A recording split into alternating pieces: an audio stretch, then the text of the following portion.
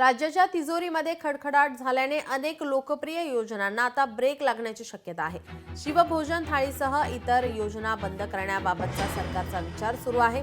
वित्तीय तूट भरून काढण्यासाठी राज्य सरकार मोठा निर्णय घेण्याच्या तयारीत आहे। जवळपास 1 लाख कोटी रुपयांची तूट भरून काढण्यासाठी अनेक योजना बंद कराव्या लागणार आहेत। आगामी अर्थसंकल्पासाठी घेण्यात येणाऱ्या विभागनिहाय बैठकांमध्ये या योजना बंद करायच्या याची आता चाचपणी सुरू आहे। शिवभोजन थाळी ही आधीच्या महाविकास आघाडीच्या सरकारनं श्रमिक, कष्टकरी, गोरगरीब जनता याच्यासाठी केली होती।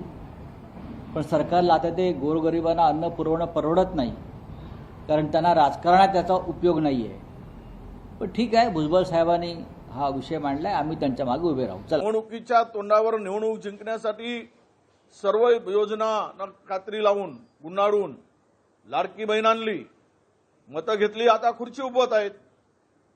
लाडक्या बहिणीचे सुद्धा मोठ्या प्रमाणामध्ये आता 4 व्हीलर आणतील, उद्या 2 व्हीलर, मग स्लॅबचं 2 खोल्याचं घर असेल, घरकुल मिळालं असेल तर तेही काढतील। हळूहळू आणून यांना जो काही आकडा 2.5 कोटीपर्यंत गेला होता लाडक्या बहिणीचा किंवा 3 कोटीपर्यंत होता, तो आता हे 25-30 लाखापर्यंत आणतील। यांची डोकी भ्रष्ट झाली आहेत, विकृत झाली आहेत, अशा पद्धतीचे हे निर्णय घेत आहेत।